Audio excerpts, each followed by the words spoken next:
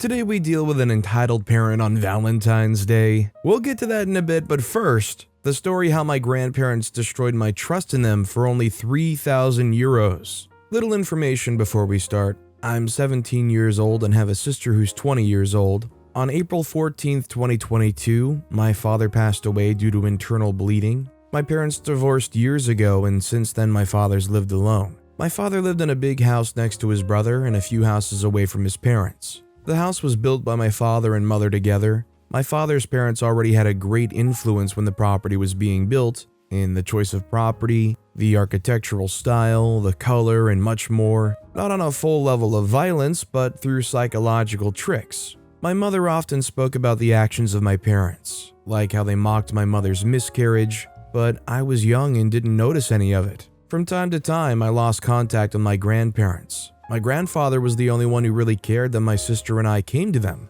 The funeral. When the day of my father's funeral came, I just stood there like a stone that couldn't move. I burst into tears as the coffin was lowered into the grave. Now follows something that my mother told me days later. My grandfather came to my mother at the funeral to negotiate about the tractor. She immediately rejected him. At the funeral dinner, he slipped me money, which I didn't understand, but it doesn't matter. Grandparents' tactics. When the summer holidays were as July August, the grandparents tried only to have contact with me. I came by and drank coffee and talked with them. They often mentioned the topic of inheritance. You must know my father owns the house in the city and a house in the country with agriculture which he leased. He also owned agricultural machinery such as tractors, trailers, log splitters, and other stuff. As stupid as I was, I told them everything because they're my family. What should they do? I felt happier having more contact with my grandparents again, but didn't understand why they didn't want to spend as much time with my sister.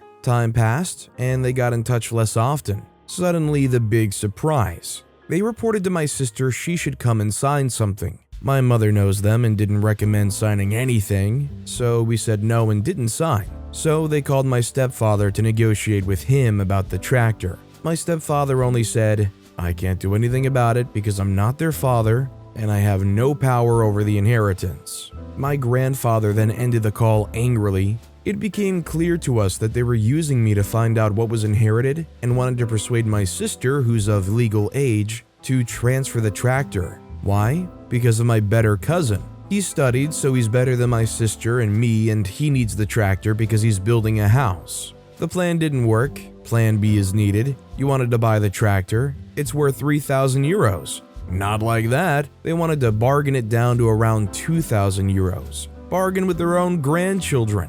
As a reason, they gave that the money gifts that we should have received over the years are enough. Not with us. My trust collapsed and I didn't want them to visit anymore, and they didn't want anything to do with me anymore. Next came the wood splitter, which they also wanted because the cousin had a wood stove. Their first tactic was to claim that my father had already made a contract and they get it for free. But the log splitter is inheritance, so it doesn't belong to them.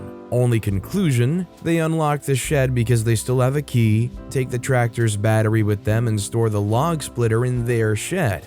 My mother took matters into her own hands and threatened to report theft. All in all, they were betraying my trust to pull my sister and me over the table. All because they prefer my cousin and he's better that way. Since then, I've had no contact at all with my paternal family side. The reason I'm even writing this is because every now and then I'm woken up by aggression toward my grandparents. My family, friends, and neighbors are shocked how a family can be so destroyed just for 3,000 euros. The morals. Not even in the family you can trust a person. Now, 1 year later, I still hate my grandparents and miss my father. P.S. This all happened in a period of 3 months from the beginning of my father's funeral. Sadly, inheritance and very loose potential access to money can really make people act out and show their true colors. There's not much better bait churning that starts the shark frenzy like there does a family member passing away that had a noticeable inheritance. Also, hi, I'm Steven, and if you can't get enough of hearing of these entitled parents, why not hit that subscribe button down below? That said, our next story is Entitled Father Wanted to Benefit from Killing My Mother. It's been a year, 4 months, 1 week, and 4 days since my mom has passed due to COVID. Even sharing this now, I'm having a hard time, but I'm hoping that letting it out will help with grieving. When she first tested positive while working at the VA Northern California healthcare system in Oakland, I told my father to take my mom to be seen by a doctor and to get her help. She passed away 8 days later. She never told us how bad it was, just for us to stay away so we don't get COVID from her. My father is a Navy veteran, medically and mentally ill, and he's a Trump supporter who drank bleach literally. He threatened to divorce her if she got vaccinated with the mark of the beast and adamantly told his children that we will all die if we take it. During her last days, she had reached out to my father's siblings to beg them for help, convincing him to take her to the hospital or for them to take her. The morning before she passed, his sister was able to convince him to take her. She lost consciousness when she arrived and she was immediately admitted to the ICU. She passed away a couple of hours later, on October 9th, 2021 at 12:28 p.m. I contacted the funeral home to make arrangements, gave my apartment to my youngest sister, and moved back in to take care of my father. I then arranged and coordinated to have a funeral in America and her home country simultaneously, so that her family that weren't able to come to America could still attend. My aunts deserved to see their sister buried. That was non-negotiable. My mom's friends started a GoFundMe, which funded her celebration of life both in America and in her home country. My father has a lot of health and mental issues. My mom was his primary caregiver. When I moved in, I took care of him physically, mentally, and financially. I made sure he ate, took his meds, didn't pop himself with my mom's guns that he made her buy because he couldn't qualify to get his own, and paid all of our family bills: food, gas, mortgage, car notes, electricity, water, cell phone bills, to name a few. I also financed our youngest sister's living and school expenses while she finished nursing school, all while I'm trying to maintain my own bills and household. During that time, my father felt more entitled than he already did. He wanted to tell me what to do, but admitted that he doesn't know what he's doing when I do exactly what he says to show him it won't work or doesn't work that way. He also wanted me to pay for everything by myself while he had over $5,000 in income every month, on top of what my parents had in savings for a rainy day, which was substantial. There were several straws that broke the camel's back per se. Aside from wanting me to do as I'm told, but wanting me to take care of everything he's unable to in his grief, he kept pushing the issue of cutting off my youngest sister. He insisted that she's an adult and should be able to take care of herself if she would have made better decisions.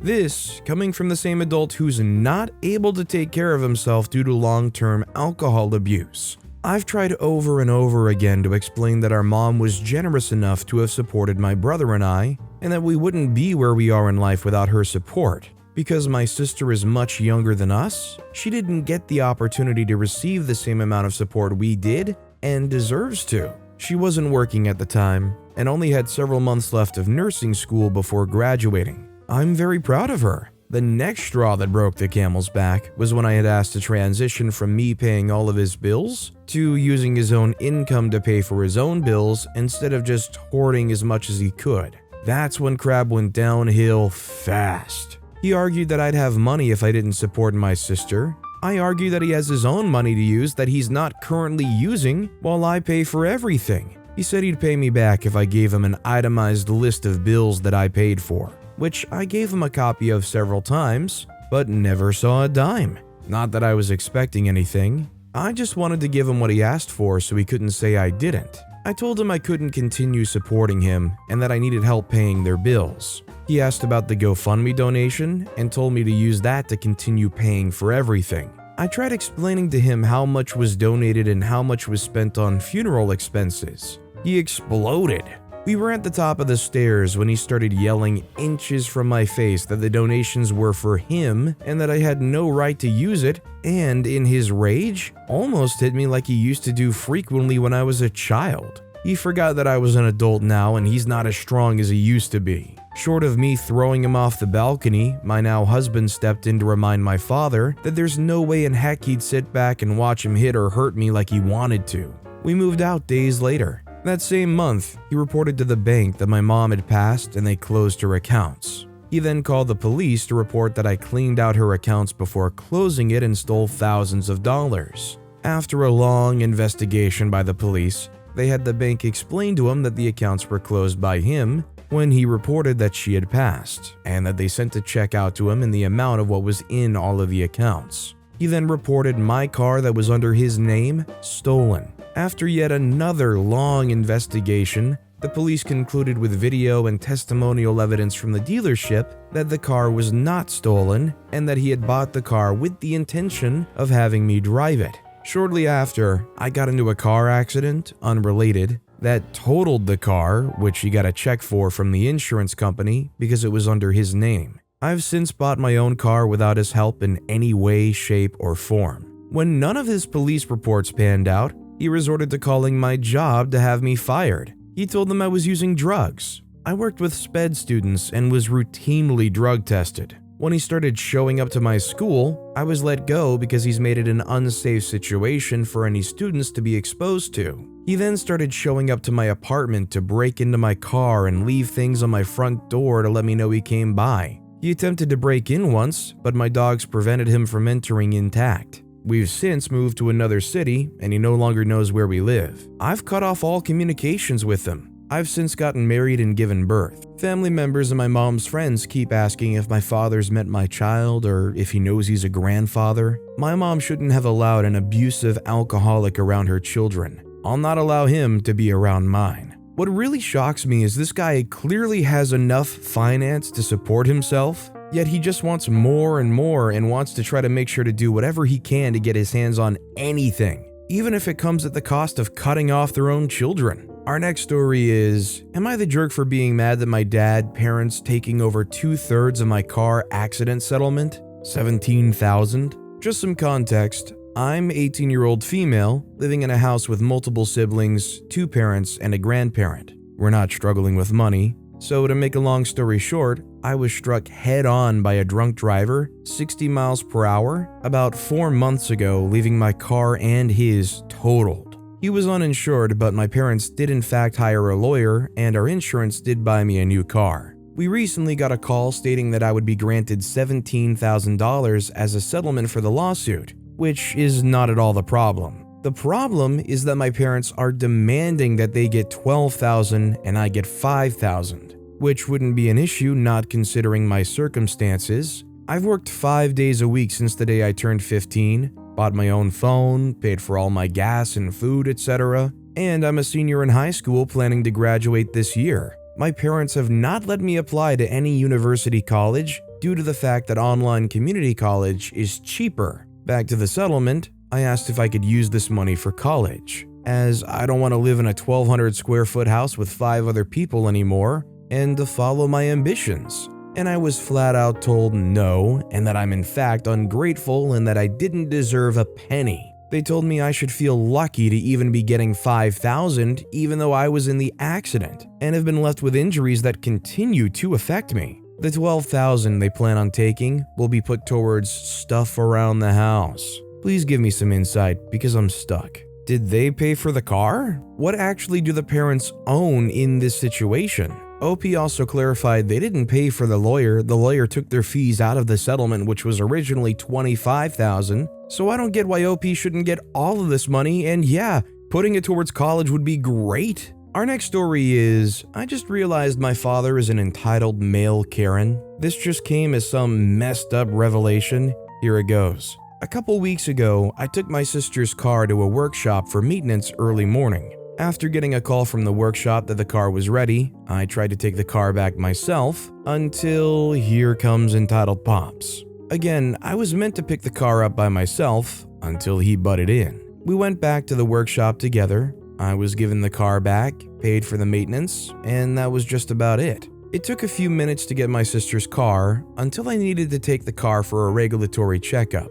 Cue the following scene. As soon as I was getting details on what was needed to double check with the car, father comes in and then begins yelling at the one who gave my car back. Yes, employees mess up every now and then, yet this doesn't justify my father behaving like some entitled moron, calling names on the personnel of that workshop. I couldn't help facepalming myself, as this isn't the first time he behaved like this. Okay, I've let crap slip because I was running short on time for the regulatory checkup, which would take me an hour or so to drive to their offices. I continued driving while playing music in a pointless attempt to forget that cringy moment, but then my father went on another of his tirades about how people are idiotic punks who ain't worth a freak, all for the hour the entire trip lasted. Then I made it to the Environment Department offices where the car would be checked. It took an hour or so until the results of the car were fetched. Fair enough, the car passed and it can still run without us getting fined for the time being. After the results were good,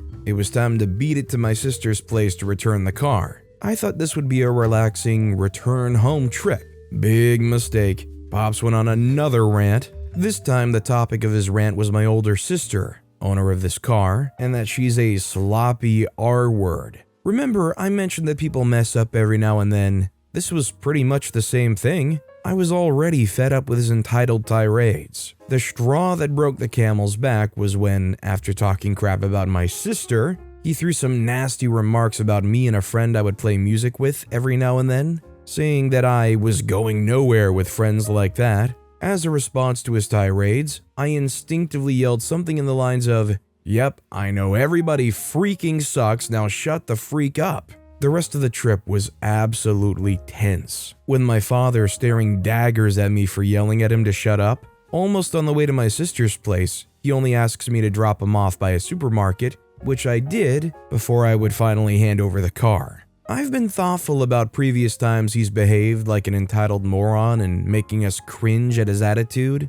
I know this is kind of weird to say, but at least he's the kind of person that only talks behind people's backs. What I mean by that is, when OP called him out and said, "I know everybody sucks, now freaking shut up," they didn't blow up on OP or they didn't get physical. They just stared daggers, and the next person they can talk bad about OP to, they probably will. But at least they're not overly confrontational. This next story is, Aunt Entitled Mother demands I introduce her son to Lil Tracy the rapper?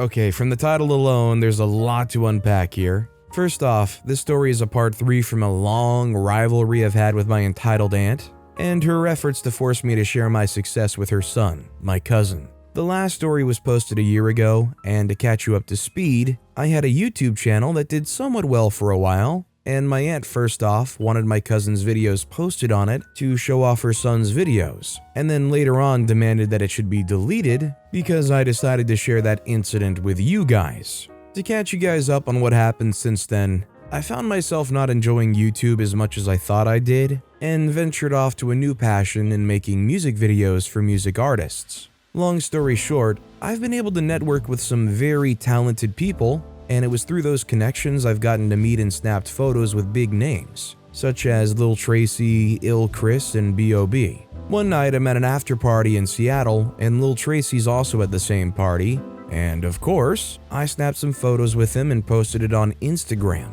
Who wouldn't? Anyways, months down the road, my cousin, bless their heart, thought it was a good idea to share that with my aunt because he loved Lil Tracy. Didn't want anything out of that, just wanted to share with his mom that it was cool seeing me with one of his favorite rappers. Anyways, getting into what happened, one day I'm out in town picking up some groceries when I randomly run into my aunt in the store. And completely disregarding our past conversations, she decides to stop me for a friendly chat. She says, "Hey, it's good to see you."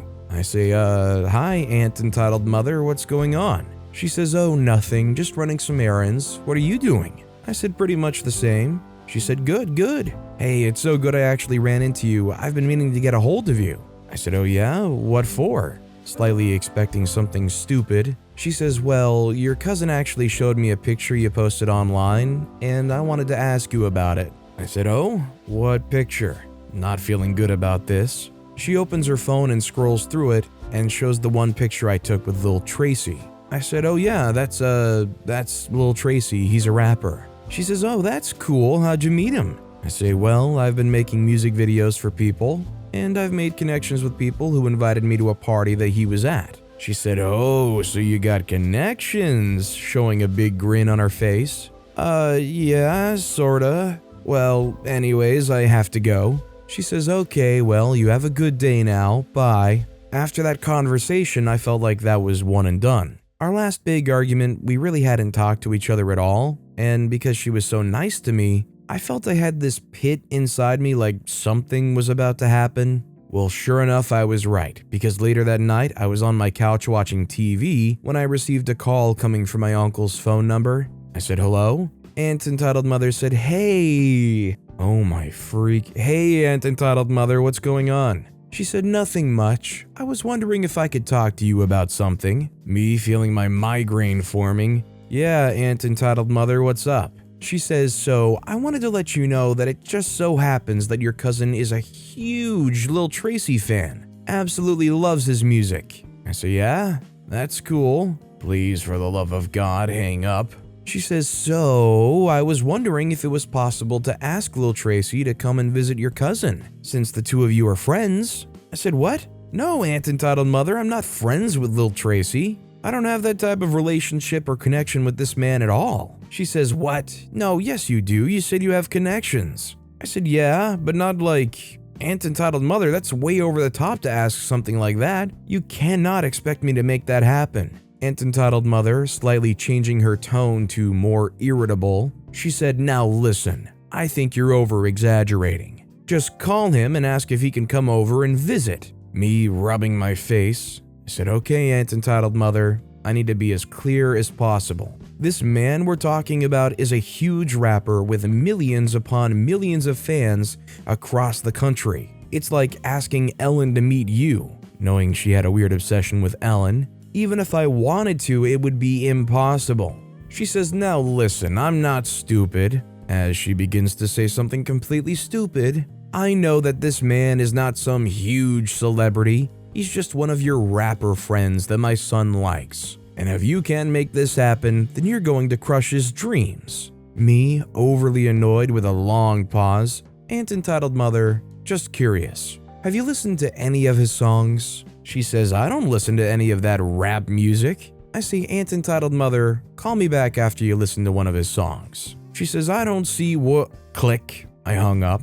20 minutes go by. Phone rings. I say, hello? She says, I really don't think you should be associating yourself with people like that. Click. Number blocked. Sorry, Uncle. Yeah, it wasn't long before my mother got a phone call from her. Long story short, my mom got the blunt end of my aunt suggesting I stop hanging out with rappers and that I'm wasting my life with this choice. My mom, of course, defended me like always. I don't think my cousin's allowed to listen to Lil Tracy anymore, which is disappointing, but hey, it spares me the headache that my aunt gives me. Also, before you paint my cousin as the bad guy, just know that this is his mom we're talking about. He tries to have a good relationship with her, which is why he brought it up in a casual conversation that I was doing all this. It's just his mom going too far, and by far he does not approve of her actions. Little man is still chill in my book. I mean, this is unbelievably cringy for any scenario, whether it's rappers, whether it's somebody that is mildly famous or has been on TV a couple times.